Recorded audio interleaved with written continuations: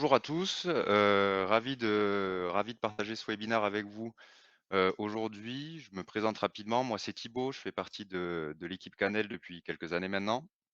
Aujourd'hui le sujet du webinaire, c'est, ne ratez plus jamais, votre captation vidéo avec Canel. Donc on va passer, une trentaine de minutes ensemble. Voici le sommaire du coup de la présentation. Dans un premier temps, on va voir qu'on n'a pas forcément besoin d'avoir les moyens d'une grosse production pour faire de la bonne captation. Ensuite, on va voir qu'on n'a pas besoin de studio hollywoodien pour pouvoir faire, pareil, hein, de la bonne captation. Dans un troisième temps, on verra qu'on n'a pas besoin du casting d'Astérix. D'ailleurs, on s'aperçoit que c'est pas forcément gage de grande qualité. On verra également qu'on n'a pas besoin de scénario tiré par les cheveux et ensuite on parlera un petit peu de la solution Canel qui permet justement de réaliser facilement, de la captation vidéo de qualité professionnelle et enfin, en fin de session, je répondrai avec plaisir à toutes vos questions. Du coup, sur la première partie, on voit qu'on n'a pas besoin finalement des moyens de Gaumont ou ce genre de studio de cinéma. Aujourd'hui, avec un investissement finalement assez faible, on peut réaliser un contenu de qualité professionnelle. Donc là, je vous ai mis les 3 équipements essentiels finalement à la réalisation d'une bonne captation.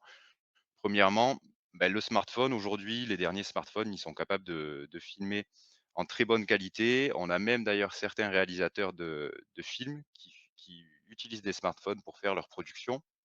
Je pense notamment à Claude Lelouch, qui est un réalisateur français, qui a tourné une partie de son dernier film avec un iPhone X. Donc c'est dire qu'aujourd'hui, avec nos smartphones, enfin nos smartphones sont largement suffisants finalement pour avoir une bonne qualité de prise de vue. Chez Canel, ce qu'on vous recommande comme modèle de téléphone, c'est sur la marque Apple, tous les iPhones qui sont sortis après l'iPhone 7 et sur les smartphones Samsung, plutôt la gamme Galaxy et tous les smartphones à partir du Galaxy, S7. Donc voilà pour la partie smartphone. Ensuite, chose très importante, c'est le micro-cravate. Pour la prise de son, c'est primordial d'investir dans un micro-cravate, notamment si vous souhaitez réaliser des interviews. C'est peu coûteux comme investissement et ça permet vraiment d'avoir une prise de son qui soit de bien meilleure qualité, donc pouvoir réaliser d'avoir un résultat qui soit professionnel. Si jamais vous faites, par exemple, aussi des prises de son avec plusieurs, personnes en même temps, vous pouvez acheter un micro directionnel qui coûte à peu près 70 € pour le micro directionnel et environ une vingtaine d'euros pour un micro cravate, pour un micro classique. Et ensuite, le troisième élément que je vous ai mis là, c'est le trépied. Pareil, c'est indispensable. Ça permet d'éviter, les images qui sont, tremblantes finalement. Soit on achète un trépied classique comme on a à l'écran ou vous pouvez aussi opter pour des mini trépieds qu'on va poser directement sur la table et c'est pareil, c'est assez peu onéreux. Il y en a pour une quarantaine d'euros et donc avec ces 3 équipements de base, finalement, on a tout le nécessaire pour réaliser des rushs, de qualité. Et ensuite, dernier petit élément là-dessus, le paramétrage du smartphone. C'est important, tous les smartphones aujourd'hui sont capables de filmer en HD, mais ils ne sont pas nécessairement paramétrés, dans les paramètres justement comme ça. Donc pour vous assurer une captation optimale, il ne faut pas oublier de paramétrer le smartphone avant de vous lancer. Donc en général, hein, c'est dans les réglages de l'appareil photo, c'est ce qu'on a à l'écran et on va on va positionner le réglage sur du 1080p de sorte à avoir une vidéo qui sorte en HD derrière. Sur la deuxième partie, pas besoin des studios hollywoodiens, pardon, excusez-moi. En réalité, vos bureaux, ils sont, beaux la plupart du temps, donc on n'a pas nécessairement besoin de décors de cinéma pour avoir un rendu de qualité. L'idée, c'est que si vous avez des objets de décoration, des plantes et cetera à disposition, utilisez-les. Ça apportera un peu de vie finalement à votre captation. Si jamais vous faites des interviews, ce qui peut être pas mal et qu'on voit d'ailleurs beaucoup, hein, c'est assez sympa, c'est de placer les personnes dans un joli canapé. Mais par contre, il y a une règle primordiale à respecter absolument. Donc là, ce qu'on a vu à l'écran, c'est ce qu'il ne faut pas faire, hein, c'est pas de mur blanc. L'idée, c'est d'avoir, voilà, objet de décoration, plante, pas de mur blanc et essayer de respecter une certaine profondeur de champ. Ensuite, on va faire attention à la lumière. Il y a rien de pire que de se rendre compte, après un tournage que finalement les vidéos, soit elles sont trop sombres, soit elles sont trop claires. Donc voilà, pour s'assurer d'une captation réussie, il faut faire attention à la lumière. L'objectif, c'est d'avoir un max de lumière naturelle, dans la pièce, de faire attention au contre-jour. Donc pour le coup, moi là, je suis le contre-exemple du contre-jour. Si jamais vous avez l'impression qu'il n'y a pas assez de lumière dans la pièce, beh, n'hésitez pas à ajouter un éclairage d'appoint, pour avoir un rendu de qualité. Et puis petit point d'attention également, mais bon ça semble assez logique. La lumière change en fonction de l'heure de tournage, donc pensez à le prévoir. Si vous prévoyez de tourner dans une pièce, qui est peu éclairée le matin ou peu éclairée, l'après-midi, beh, prévoyez le tournage en fonction de ça. Ensuite, on va f essayer de changer en gros les plans qu'on va utiliser. Sur une vidéo, l'interview vidéo, c'est pas forcément avec des plans fixes. Vous pouvez varier les plans et les mouvements pour avoir un rendu qui est plus dynamique. Donc là, on voit sur la droite, on a différents types de plans, donc gros plan, plan rapproché, plan moyen, plan d'ensemble. L'idée, c'est d'essayer de varier les plans pour donner de la vie à votre interview et de pas avoir une interview de 3 minutes où on a le même plan fixe, ce qui rend la vidéo finalement un peu ennuyeuse pour son audience. Et ça, c'est des choses très simples à faire, hein, de varier les plans et ça permet d'avoir, voilà, une vidéo qui est beaucoup plus dynamique, beaucoup plus vivante et finalement qui capte, mieux l'audience qui est visée. Ensuite, sur la troisième partie, on va voir qu'on n'a pas besoin du casting d'Astérix pour pouvoir réaliser des bons rushs vidéo. Hem, ce qui va être important pour choisir la personne, c'est de se poser quelques questions clés, pour faire votre vidéo avec la bonne personne. La première question, ça va être: quelle est la personne qui est la plus à même de prendre la parole sur le sujet? Soit elle a la connaissance métier, soit voilà, c'est la personne la plus à même. Donc c'est important de se poser cette question-là, c'est que la personne finalement maîtrise son sujet. 2e question à se poser, est-ce que cette personne possède les qualités pour être à l'aise face à la caméra? Est-ce qu'elle va être souriante? Est-ce qu'elle est pas trop timide, pas trop réservée, avec un ton qui soit pas trop monotone? Donc ça, c'est pareil, c'est une question à se poser. Et ensuite, la troisième question, ça va être est-ce qu'elle a la disponibilité suffisante, pour prendre le temps finalement pour faire cette interview et donc de bien travailler, l'exercice, parce que ça reste un exercice. Donc voilà, en se posant ces 3 questions-là, logiquement, on doit trouver la bonne personne et puis le «bon acteur» entre guillemets pour faire l'interview. Ensuite, il y a la partie du briefing. Voilà, il faut penser que les personnes que vous allez interviewer, ce ne sont pas des professionnels. Donc on va devoir les briefer finalement pour qu'ils soient rassurés d'une part sur l'organisation de cet exercice et puis sur le contenu de leur intervention. Heu, Par contre, si vous réalisez des interviews spontanées, donc c'est le troisième point qu'on voit là sur la slide, l'idée c'est de ne pas envoyer les questions à l'avance pour conserver l'effet de surprise et justement la spontanéité. Si en revanche, vous faites une vidéo avec du contenu à valeur, alors on va essayer de préparer quand même un petit peu l'exercice. Donc on va envoyer les questions à la personne à l'avance pour lui laisser le temps d'y réfléchir, mais par contre, il faut pas écrire la prise de parole, à sa place. La personne, elle sera pas à l'aise car elle ne se sera pas approprié finalement le contenu. Donc l'idée, c'est plutôt de lui envoyer les questions en avance et de lui demander de partager ses réponses sous forme de bullet points finalement, pour qu'elle s'approprie le contenu et qu'au moment de l'exercice, elle ait en tête les éléments clés, mais ensuite c'est plutôt la spontanéité qui va faire l'intégralité du message. Et ce qui peut être aussi, intéressant, c'est d'envoyer une fiche récap ou un mail récapitulatif à la personne, avec un document qui va regrouper finalement toutes les informations clés concernant le tournage. Donc ça va être l'objectif de la vidéo, la diffusion, le lieu de tournage, la durée du tournage et également la trame d'échange avec les questions et les réponses qu'elle vous aura, elle, transmises au préalable. Ensuite, il y a quelques éléments, mais qu'on a déjà un petit peu évoqués, hein. Faire attention au sourire et à la tonalité de la voix. Il faut être enthousiaste, il faut montrer de l'envie, de la conviction. c'est important également d'être synthétique. Si on n'est pas synthétique sur une vidéo de 3-4 minutes, le problème, c'est qu'on va perdre aussi son audience et que le message, il va pas être clair et pas synthétique justement, donc c'est important. Ensuite, on a la posture, voilà, se tenir droit, les mains ouvertes, en mouvement, c'est toujours important. Le regard également, l'objectif, ça va être de regarder juste à côté de la caméra, et d'éviter les regards qui soient fuyants, notamment vers le sol ou le plafond. Et enfin, on a également la respiration, donc ça, c'est quelque chose qui est assez connu, mais quand on est stressé, on a tendance à parler plus vite et pour se calmer, il y a une méthode assez simple qui est de respirer de temps en temps. Ça permet de, voilà, de poser un petit peu les choses et donc d'être meilleur dans l'exercice.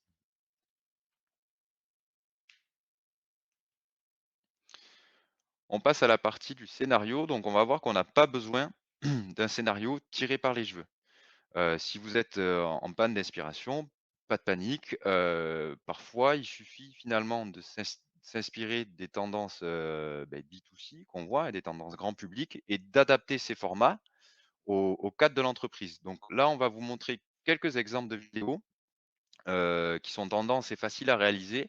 Donc premièrement, je vais vous présenter la vidéo de type top chrono qui est inspirée par Hugo Décrypte et ensuite T'es on prête, parlera de Martina? ses Allez, caractéristiques. c'est Allez, parti. 3, 2, 1.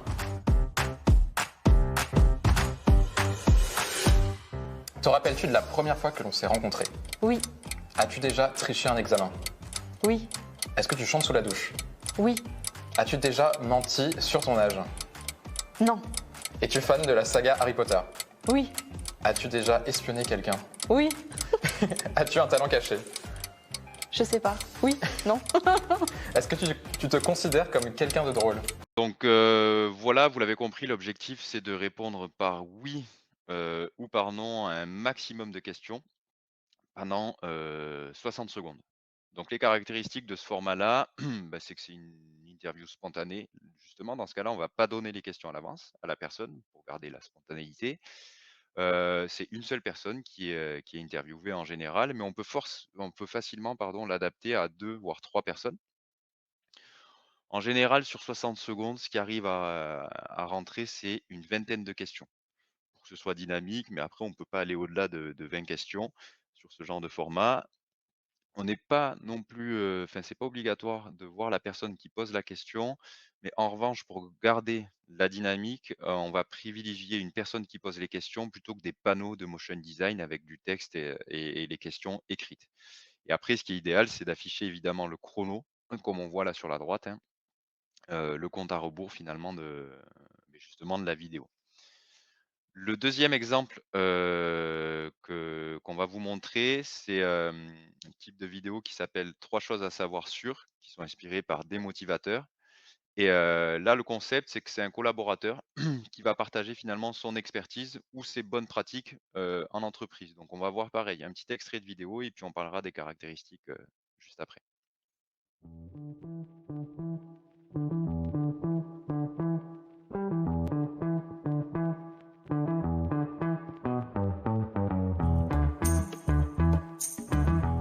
Bonjour à tous, c'est Xavier, je suis responsable grand compte et je suis très heureux de vous présenter 3 choses à savoir sur le métier de sales. L'écoute. Alors, c'est peut-être un petit peu banal à dire, mais l'écoute, c'est vraiment un très bon conseil parce que voilà, les gens, en règle générale, adorent parler d'eux, adorent parler de leur projet. Et c'est la meilleure manière voilà, de récolter de l'information et de vraiment comprendre les besoins du prospect. Donc voilà pour les vidéos 3 choses à savoir sur. Là, c'est une interview non spontanée qu'on a vue, donc à l'inverse de la précédente, c'est le type d'interview où on va donner les questions, en avance à la personne. Une personne interviewée, pardon, discours synthétique et ensuite on va prévoir un habillage vidéo, c'est-à-dire qu'on va essayer d'enrichir les séquences avec des mots clés, pourquoi pas avec des plans de coupe pour illustrer le propos, montrer la personne, sur ses missions, son métier. Donc c'est des vidéos sur lesquelles on va venir mettre un petit peu plus d'habillage pour donner un peu plus d'impact justement au contenu qui est produit et au message qui est transmis. Le troisième exemple que je voulais vous montrer, c'est, un exemple de type reportage qui est inspiré par Brut. Je pense qu'on connaît tous un petit peu ce type de vidéo. Le concept, c'est d'être dans la peau là d'un collaborateur et de le suivre un petit peu sur une journée, dans ses missions. Donc, pareil, je vais vous parler un peu des caractéristiques, mais après avoir vu le petit exemple, de vidéo. Hello, moi c'est Mathieu.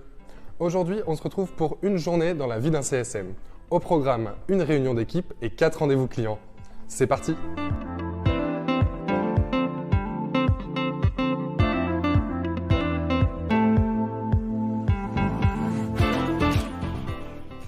En 2 mots, mon rôle c'est d'onboarder, de former et d'accompagner les clients. Donc voilà pour la petite vidéo reportage. Donc c'est un reportage qui est face caméra. On a une seule personne, hein, comme on vient de le voir, face caméra. L'idée, c'est que ça dure au maximum 1 minute, pour que ce soit assez concis et puis, assez impactant. Et là, on va varier justement les plans selfie, les plans fixes, comme on disait tout à l'heure, hein, pour donner de la dynamique à la vidéo et que ce soit agréable à regarder pour l'audience. Et pareil, hein, on va ajouter de l'habillage vidéo en mettant des mots-clés, des vidéos, des photos d'illustration pour enrichir le contenu et donner plus de voilà, au message. Et ensuite, le dernier exemple qu'on va vous montrer, c'est, les vidéos micro-trottoirs, donc qui sont plus traditionnelles, hein, mais c'est toujours efficace. Et là, le concept, c'est un concept de reportage dans le vif qui est beaucoup utilisé, notamment dans les médias, on le voit beaucoup. Donc on va vous montrer justement un petit exemple de micro-trottoir.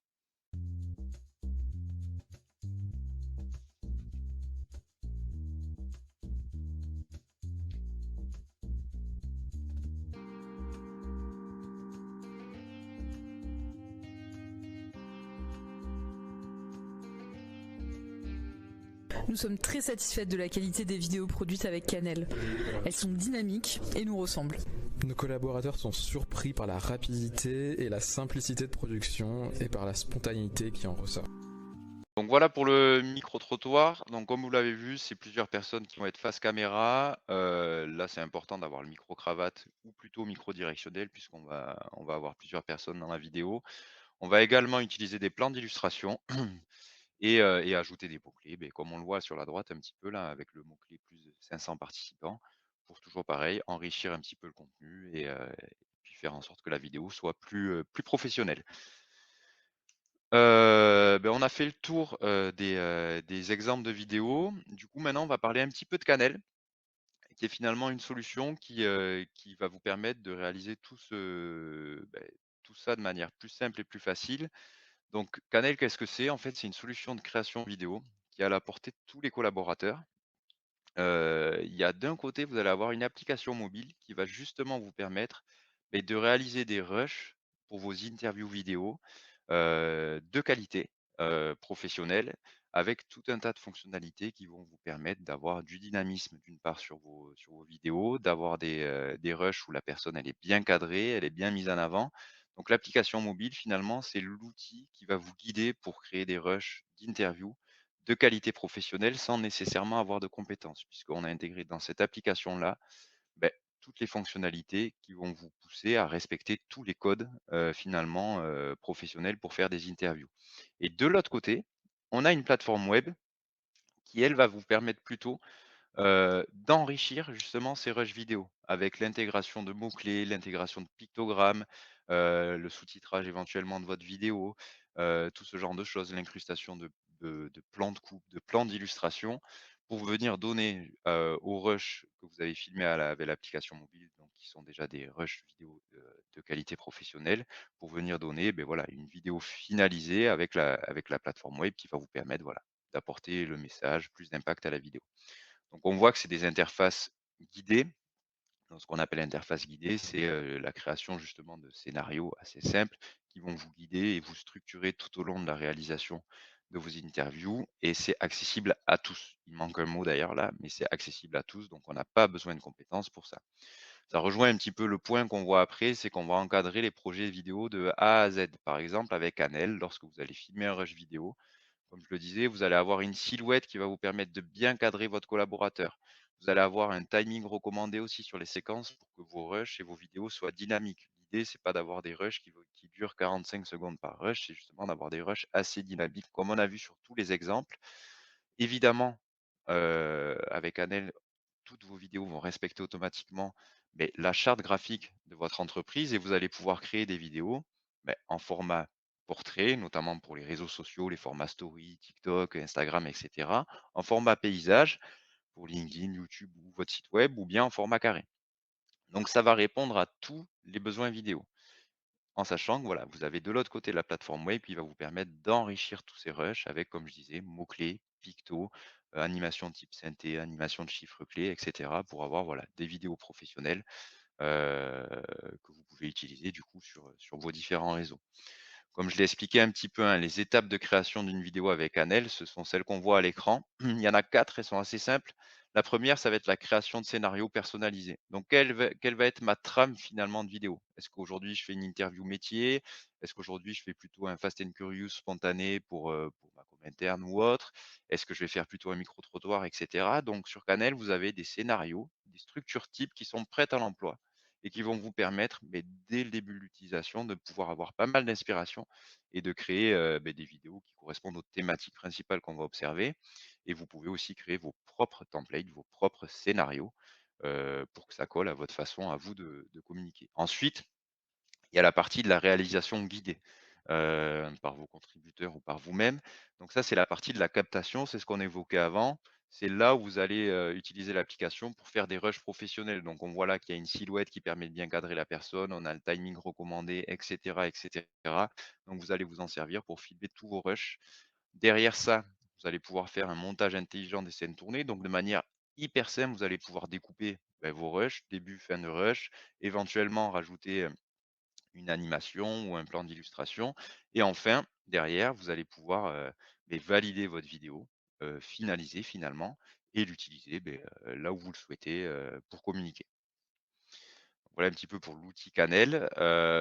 Ensuite, on appelle le Love Office de notre côté, c'est tout l'accompagnement qu'on met en place finalement pour faire monter en compétence nos clients sur le sujet de la vidéo et les rendre le plus autonomes possible.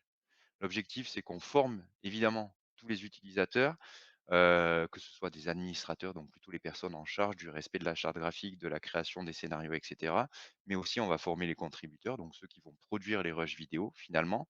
On met en place des sessions aussi de coaching et de bonnes pratiques, avec des fréquences qu'on définit ensemble avec nos clients. Donc vous avez à chaque fois un expert vidéo dédié qui va vous accompagner finalement dans vos stratégies de communication tout au long de l'année. Et ensuite, on met à disposition de tous nos clients tout un tas de ressources, toujours pareil, hein, pour favoriser la montée en compétences et l'autonomie. Donc, ça va être des webinars, des newsletters, notamment sur nos nouvelles fonctionnalités, puisque c'est une solution qui évolue nécessairement assez régulièrement pour être toujours dans la tendance. On vous envoie également des articles, etc., etc. Merci à tous d'avoir assisté à ce webinar. J'espère que ça vous a intéressé. N'hésitez pas encore une fois à prendre rendez-vous si vous voulez une démo plus personnalisée de l'outil Canel. Et puis je vous souhaite du coup une très bonne journée et un excellent week-end à tous. Merci beaucoup.